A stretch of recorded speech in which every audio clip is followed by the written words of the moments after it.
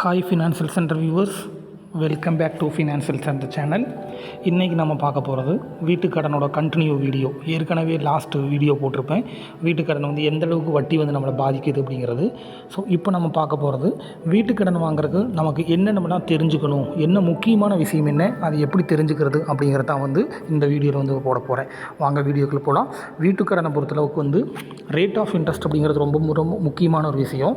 Rate of இன்ட்ரெஸ்ட்டில் நமக்கு ரெண்டு விதமான ரேட் ஆஃப் இன்ட்ரெஸ்ட் இருக்குது. ஒன்று ஃபிக்ஸ்டு ரேட், இன்னொன்று ஃப்ளோட்டிங் ரேட். யூஸ்வலாக எல்லா பேங்க்கும் நீங்கள் கேட்காம விடுறீங்க அப்படின்னா எல்லா பேங்க்கும் ஃப்ளோட்டிங் ரேட் இன்ட்ரெஸ்ட் தான் கொடுப்பாங்க. ஃப்ளோட்டிங் ரேட் இன்ட்ரெஸ்ட் அப்படிங்கிறது என்ன அப்படின்னா, ஆர்பிஐ வந்து நிறையா ரேட் வச்சுருப்பாங்க. அதாவது ரிப்போ ரேட், ரீபர்ச்சேஸ் ரேட், ஓகேவா, அதை ரிப்போ ரேட் அப்படிங்குவாங்க. ரிவர்ஸ் ரிப்போ ரேட் அப்படின்னு ஒன்று சொல்லுவாங்க. எஸ்எல்ஆர், ஸ்டாச்சுட்டரி லிக்விட் ரேஷியோ, இப்படிலாம் பார்த்திங்கன்னா நிறையா ரேட் வச்சுருப்பாங்க. இந்த ரேட்டு எல்லாமே, இந்த இன்ட்ரெஸ்ட் ரேட் எல்லாமே இன்ஃப்ளேஷனை பொறுத்து அட்ஜஸ்ட் பண்ணுவாங்க.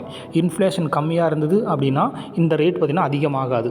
இன்ஃப்ளேஷன் அதிகமாக இருந்தது அப்படின்னா இந்த ரேட்டை இன்க்ரீஸ் பண்ணிகிட்டே போவாங்க.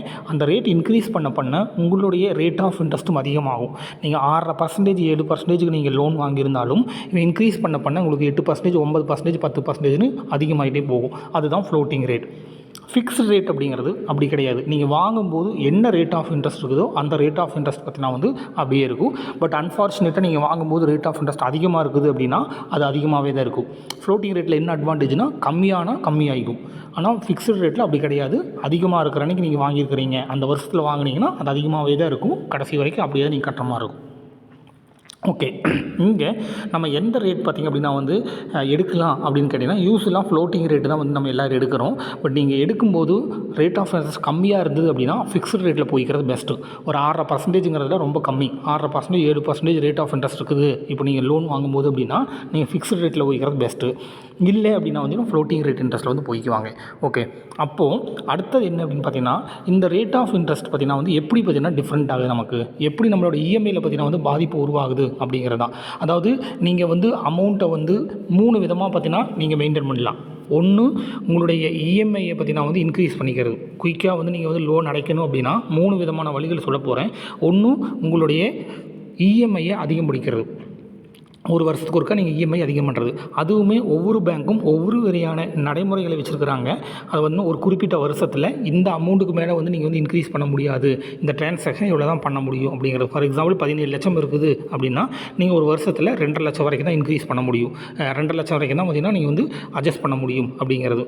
ஓகே, அதில் பார்த்திங்க அப்படின்னா வந்து ஒரு 15% வரைக்கும் நீங்கள் வந்து இஎம்ஐ இன்க்ரீஸ் பண்ணுறீங்கன்னா உங்களுக்கு எந்த விதமான டாக்குமெண்ட்டும் தேவையில்லை. அதாவது சேலரி ஸ்லிப், ஐடி ஃபைல் பண்ண ரிட்டர்ன், இதெல்லாம் தேவையில்லை. 15%க்கு மேலே நீங்கள் கொண்டு போகிறீங்க அப்படின்னா இதெல்லாம் கொடுத்தா தான் உங்களோட இஎம்ஐ இன்க்ரீஸ் பண்ணி விடுவாங்க. அப்போது ஏன்னா ஒரே இஎம்ஐ கட்டிட்டு இருந்தீங்கன்னா லைஃப் லாங்காக நீங்கள் கட்டிகிட்டே இருப்பீங்க. அப்போ வருஷம் இஎம்ஐ இன்க்ரீஸ் பண்ணிங்கன்னா தான் உங்களுடைய பிரின்சிபல் அமௌண்ட் கம்மியாகும். போன வீடியோவில் சொல்லியிருப்பேன் நான். ஸோ நீங்கள் இஎம்ஐயில் எவ்வளோ அமௌண்ட் கட்டுறீங்களோ அதுக்கு மேலே ₹1 சேர்த்து கட்டினாலும் அது உங்களுடைய பிரின்சிபல் அமௌண்ட்டு குறைக்கும். அப்போது இஎம்ஐ இன்க்ரீஸ் பண்ணணும். வருஷத்துக்கு ஒருக்கா இஎம்ஐ இன்க்ரீஸ் பண்ணிங்கன்னா கொஞ்சம் குயிக்காக நீங்கள் கட்டி முடிக்க முடியும். லோனோட டென்யூர் வந்து குறையும். அதுக்காக ஒரு மெத்தேடு. ஒன்று, இஎம்ஐ இன்க்ரீஸ் பண்ணலாம். ரெண்டாவது மெத்தேடு பார்த்தீங்கன்னா வந்து ப்ரீபேமெண்ட் பண்ணுறது, அதாவது பார்ட் பேமெண்ட். ஏற்கனவே சொன்ன மாதிரி பார்த்தீங்கன்னா வந்து நீங்கள் வந்து கொஞ்சமாக போன வீடியோவில் சொல்லியிருப்பேன், ஒரு அமௌண்ட்டு பார்த்தீங்கன்னா வந்து அப்பப்போ நீங்கள் கொஞ்சம் அடைச்சிக்கிட்டே இருக்கணும். அப்போ தான் பார்த்தீங்கன்னா உங்களுடைய பிரின்சிபல் அமௌண்ட் குறைஞ்சிக்கிட்டே இருக்கும். இல்லைன்னா அது அப்படியே இருக்கும். ஓகேவா? ஸோ இதோட முழு டீட்டெயில் பார்த்திங்க அப்படின்னா வந்து போன வீடியோவில் போட்டிருப்பேன், அதை பார்த்தீங்கன்னா உங்களுக்கு தெரியும்.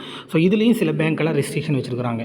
நமக்கு இஎம்ஐயாக வந்துடுது, அப்புறம் எங்கே போய் நம்ம பார்ட் பேமெண்ட் பண்ணால் 5 இஎம்ஐ ஒன்றா சேர்ந்து தான் கொண்டு அடைக்கணும். ஓகே, அப்படி சில பேங்க் இருக்குது. இல்லை அப்படின்னு பார்த்தீங்கன்னா வந்து ஒரு இஎம்ஐ கட்டிட்டு இன்னொரு இஎம்ஐ மட்டும் எக்ஸ்ட்ரா கட்டுற மாதிரியும் ஆப்பில் பார்த்தீங்கன்னா வந்து நிறைய ஆப்ஷன்ஸ் கொடுத்துருக்குறாங்க. நீங்கள் அதன் மூலியம் வந்து பண்ண முடியும். இது ரெண்டாவது மெத்தேடு. மூணாவது மெத்தேடு பார்த்திங்க அப்படின்னா வந்து இன்ட்ரெஸ்ட் ரேட் அதிகமாகிடுச்சு அப்படின்னா அவங்களுக்காக பார்த்தீங்கன்னா அந்த பேங்க்கு பார்த்தீங்கன்னா வந்து அட்ஜஸ்ட் பண்ணி கொடுப்பாங்க. அப்போது இன்ட்ரெஸ்ட் ரேட் பார்த்திங்கன்னா வந்து அதிகமாகும்போது உங்களுக்கு கம்மியாகணும் அப்படின்னு நினச்சிங்க அப்படின்னா நீங்கள் போய் ஒரு அமௌண்ட்டை கொடுத்து, அதாவது ஃபார் எக்ஸாம்பிள் ப்ராசஸிங் ஃபீஸ்னு ஒரு 3000 4000 கேட்பாங்க. அந்த அமௌண்ட்டை கொடுத்து நீங்கள் வந்து உங்களோட இன்ட்ரெஸ்ட் ரேட்டை கம்மி பண்ணுவீங்க. எக்ஸாம்பிள் பார்த்தீங்கன்னா என்னோட 9% இருக்குது அப்படின்னா என்னுடைய சிபில் ஸ்கோர் நல்லா இருந்தது, 1.5 வருஷம் 2 வருஷம் நல்லா நான் கட்டிக்கிறேன் அப்படின்னா பேங்க்கிட்ட கேட்டிங்கன்னா ஒரு 1% குறைச்சி தருவாங்க.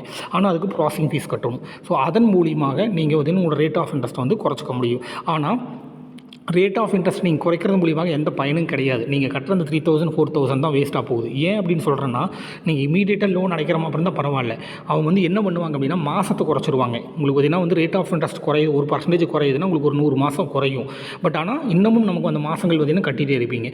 ஒரு மாதம் கழிச்சு உடனே ரேட் ஆஃப் இன்ட்ரெஸ்ட் அதிகமாகும்போது ஆட்டோமேட்டிக் அதிகம் பண்ணிடுவான். நீங்கள் அமௌண்ட்டு கட்டி குறைச்சிருப்பீங்கள்ல, அதை ஆட்டோமேட்டிக்காக அவங்களே அதிகம் பண்ணிடுவாங்க. ஸோ அப்போது லாங் பீரியடில் அதிகமாகும்போது அவங்ககிட்ட ஆட்டோமேட்டிக் அதிகம் பண்ணிடுவாங்க. கம்மியாகும்போது கம்மி பண்ணுறதுக்காக ஒவ்வொரு டைம் நீங்கள் போய் பணம் கொடுத்து நீங்கள் ப்ராசஸ் பண்ணுற மாதிரி இருக்கும். ஸோ அதனால் ரேட் ஆஃப் இன்ட்ரெஸ்ட்டை கம்மி பண்ணுறதுக்கு அந்த பணம் கட்டி ரேட் ஆஃப் இன்ட்ரெஸ்ட்டை கம்மி பண்ணக்கூடிய ப்ராசஸ் பண்ண வேண்டாம். அது அட்வைசபிள் கிடையாது. ஒன்றும் நீங்கள் இஎம்ஐயை சேர்த்து கட்டுங்க, இல்லை அப்படின்னா வந்து பிரின்சிபல் அமௌண்ட்டை அப்பப்போ கொஞ்சம் பார்ட் பேமெண்ட்டாக பண்ணுறதுக்கு என்ன வழியோ அதை பண்ணினீங்க அப்படின்னா ஹவுசிங் லோன் பார்த்தீங்கன்னா வந்து நமக்கு ஸ்மூத்தாக முடியும்.